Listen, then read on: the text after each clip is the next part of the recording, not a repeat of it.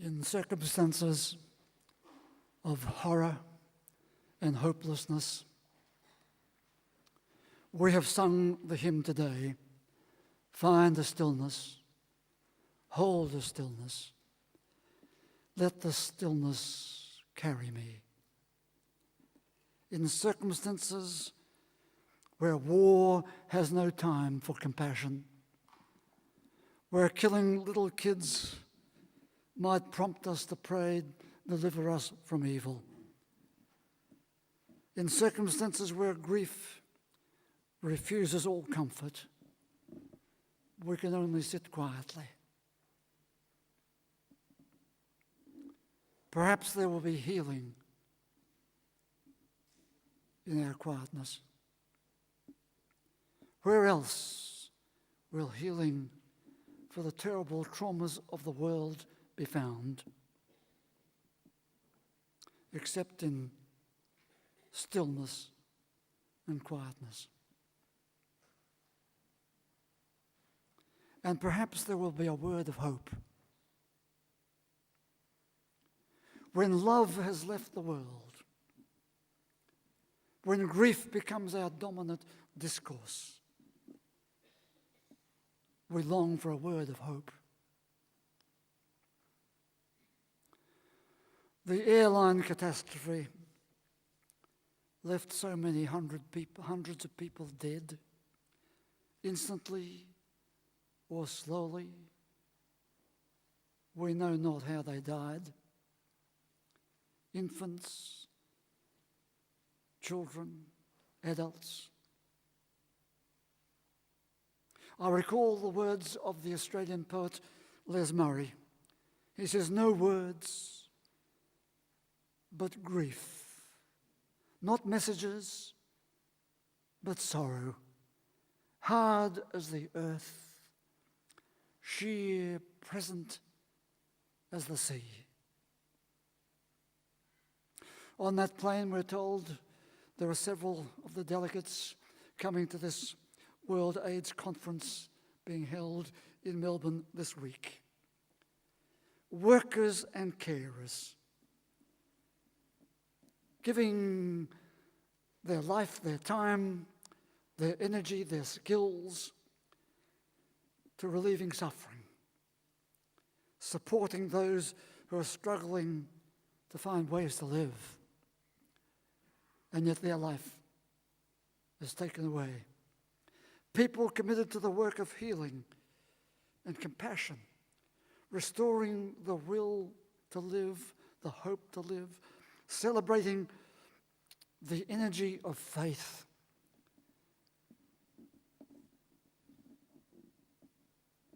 In spite of all that has been, we today search for a word of hope.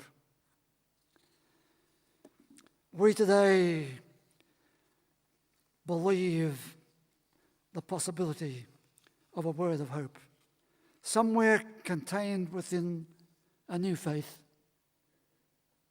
when the old faith falters. Faith, hope in face of horror and hate, in the face of lost valor and terrible violence, in face of destructiveness and death. Strangely as it seems, I turned over to some music from the Russian composer Shostakovich, for he too knew the pain of suffering in their millions from the appalling purges of the Stalin regime, and he created and composed great music. I turned again to the Russian novelist Dostoevsky, who gave us the monk Zosima, advising the woman unable to believe in God anymore. He said, "Well, then try to love your neighbor actively and tirelessly, for the more you succeed in loving, the more you'll be convinced of the existence of God." And then I turned over the New Testament and I saw those words again that we've spoken here many times. Jesus said, I am come that you might have life and have it in all its fullness. These words seem to mock the realities of our world. These words seem to make little sense until we pause, and in the pausing, hear a word of hope. Hope can help us find a way to cope, for hope transcends despair. Hope triumphs over hate. Hope turns our loud and angry hearts into the soft state of sorrow and a little strength of spirit. Do you know, 12 or 14 years ago, I asked you, this congregation at the time, the congregation of St. Michael's here in Melbourne, to transform the West Side Chapel, the formal chapel, into a quiet place for people from all over the city and far beyond to come there in times of anxiety and grief and sit quietly, pause a while. In their loneliness,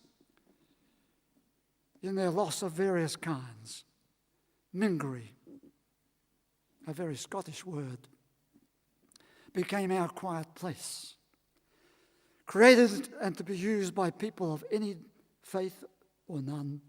If ever you can find people without a faith, surely not. Well, this last year, some of you know that I've been attempting to extend the concept of Mingary, the quiet place, so that it may become a place of reality and soothing and hope for people far beyond its present usage. So to people far and wide who have people in hospital, people who are dying, people who are seriously ill, from country places around this state and far beyond this country. They come here to be with their relatives, and I'd like to find a place of soothing and strengthening for the human spirit. And I have commended to them, as I do today, Mingary, to be a place of quietening of the mind and strengthening of the spirit. I needed some money to widen this concept so it could go out to larger populations of people who know nothing of it, so that people in those distant places would know that there is a healing, sacred, quiet place here in the heart of Melbourne. Do you know, I put a plea into a trust to give me some money to help me extend the concept and practice of Mingary to these wider places. Saturday night, 2 weeks ago, Saturday night of all times, I received a telephone call from the person who was in charge of that trust. I'd made that application to that trust many months before. But on that Saturday night, the phone call came to say that the trust had decided to grant me the money, some money, for this project, $100,000. I knew nothing of those people. They do not know me, and yet somehow they saw in the application that we could carry a word of hope, that Mingary could become the word of hope to many people far and wide. On the very next day, here, after church service, a member of this congregation gave me an envelope to put in my pocket. Because of other events taking place during the day, I didn't open the envelope till late in the evening. I opened it, and there was a check for $20,000. Then this very week, Dr. Stephen Koski, many of you remember him. He was once my assistant here. He's visited back here many times, now a minister in Oregon, United States. He wrote to me to tell me that his congregation has decided to join in establishing their Mingri. And they wanted to, of course, to link up with our Mingri in a kind of Mingri international, if you like. What does this mean? The money, of course, is important and we will need more. But the vital thing is this: that when the relatives of those people who died on the aircraft are searching for some comfort, some sense of holding together when nothing seems to hold them together, where will they go? They might find comfort in sitting in a quiet place. Dr. Ainsley Mears, a man of this city, in his lifetime widely respected as a deeply thoughtful psychiatrist, a man who was for me a friendly acquaintance over many years, twice a speaker in this church. He wrote in his remarkable little book, Sit Quietly, for it is in quietness that we grow. Sit peacefully, for in this way peace comes to us. We go deeply, he said, we go deeply in ourselves, and there is calm and stillness and more. We need to take time, all of us, for the aching spirit to recover its resilience and its strength. Mingri is more than a quiet place. It is a quiet place with powerful symbols of strength, of renewal, of reaching for a sign of hope to go on living in a new day. So as the light shines on the east wall and the wing of the dove turns towards the east, it is encouraging us to think, to pause, to ponder the dawning of a new day. Mingri can be a word of hope, a breath of hope, a place of hope in the face of the horrific traumas of the world.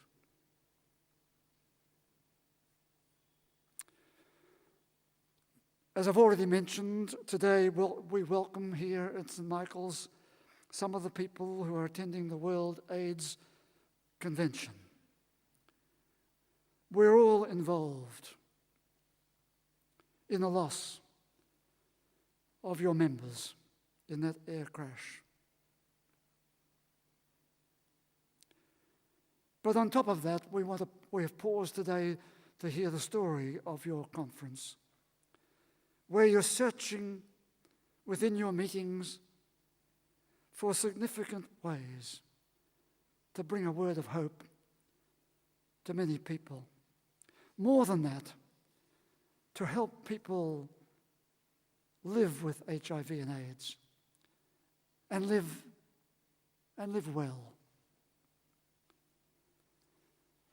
Some now live with their symptoms of AIDS suppressed, dormant, making it possible, yes, possible, to reach out and contemplate and embrace the fullness of life as something for them. I know that while there is still substantial fear and prejudice and stigma associated with HIV and AIDS, there's still anger and often a lot of grief. We avoid the reality that worldwide there could be 38 million people living with AIDS. Worldwide, there are probably twice as many families who know something of the load of that suffering. And the children, we heard just a moment ago, children in Africa, southern Africa, are carrying the effects of that condition in one way or another. We know that it is not a sexually transmissible disease, entirely by any means. It is carried through blood transfusions, through drug taking, through populations and prisons, through the birth canal. Only a couple of weeks ago, we heard of people dying with this disease, but dying surrounded by a caring family. Compared with a couple of years ago, no, a couple of decades ago,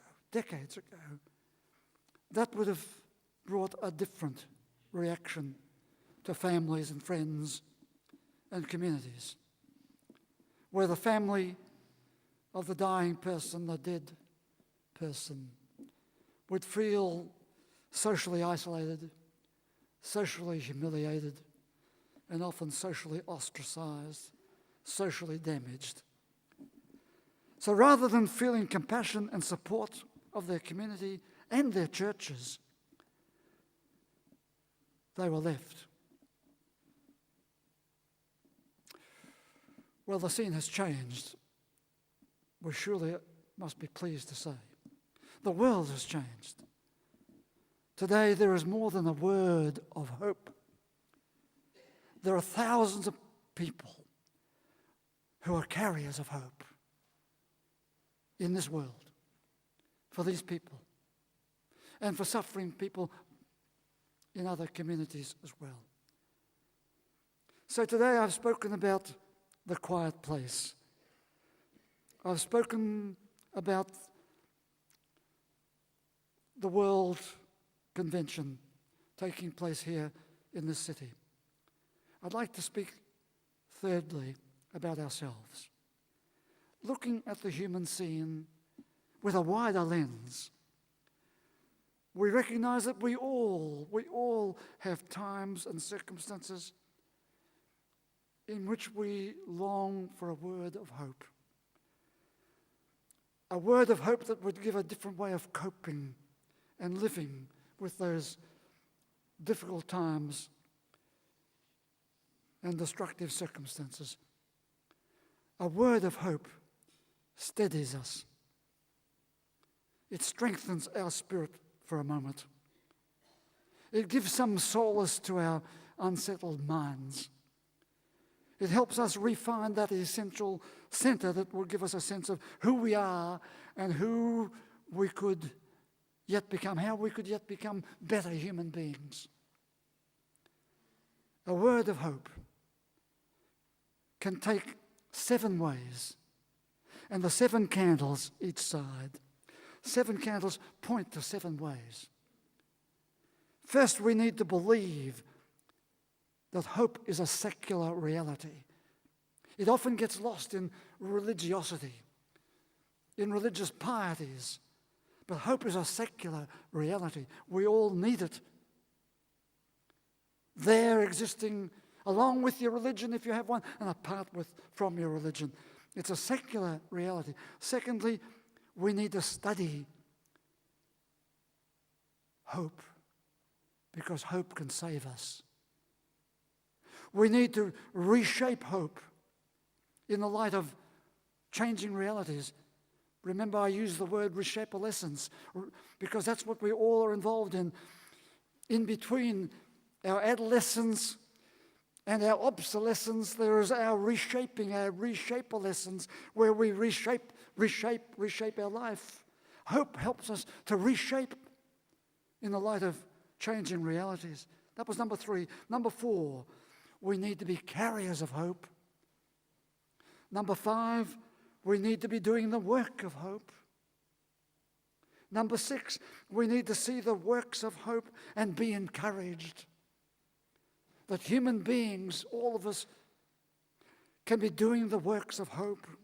And number 7, we need to celebrate the boosters of hope as an expression of faith, a new faith in each other, a new faith for our time. 7 possibilities, 7 candles burning today for a word of hope.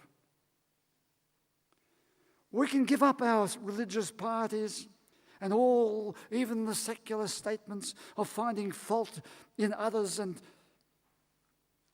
evading the underlying failure of finding successful ways of living together.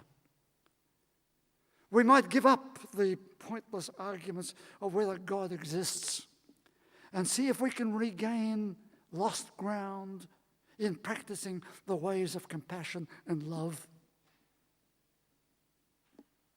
And perhaps that will encourage us, as Dostoevsky said, to learn again what it means to believe in the existence of God. We need to find a way to believe in that it's possible to live a beautiful life.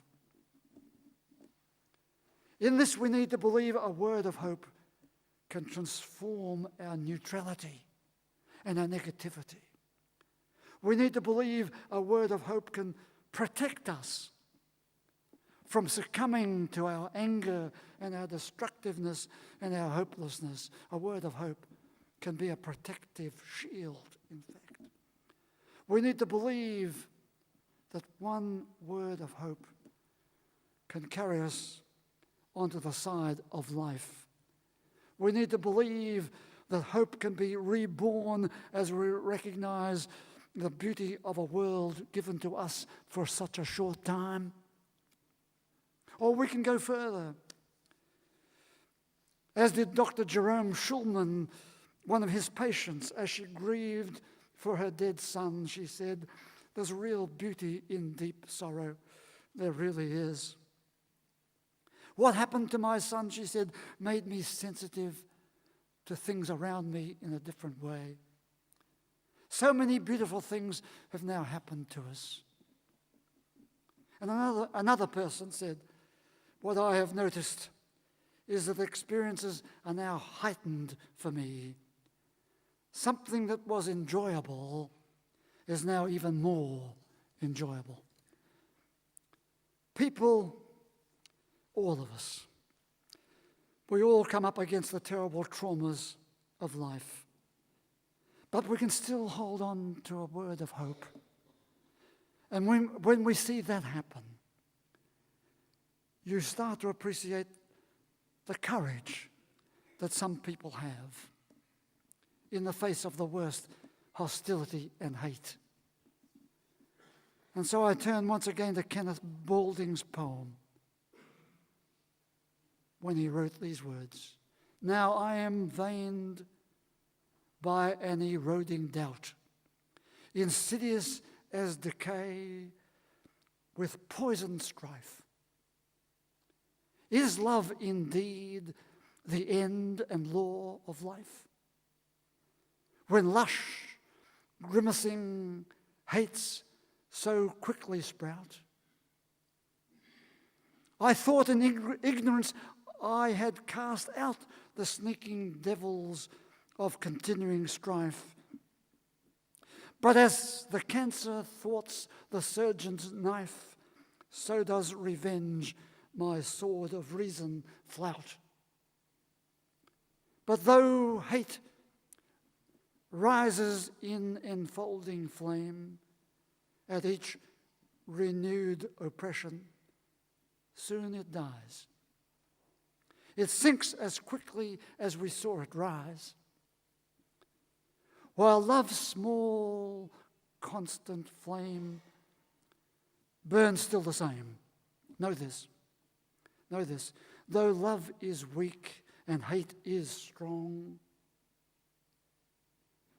yet hate is short,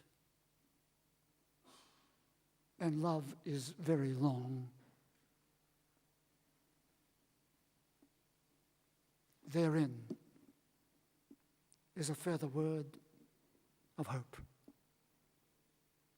Would you please stand?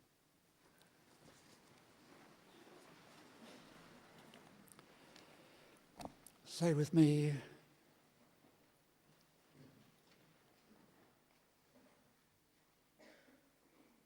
Our Father who art in heaven, hallowed be thy name. Thy kingdom come, thy will be done on earth as it is in heaven. Give us this day our daily bread, and forgive us our trespasses, as we forgive those who trespass against us. and lead us not into temptation, but deliver us from evil. For thine is the kingdom, the power and the glory, forever and ever. Amen. And the blessing.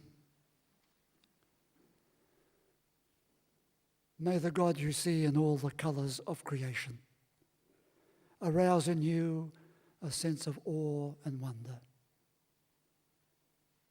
May the God who is a sacred presence be real to you.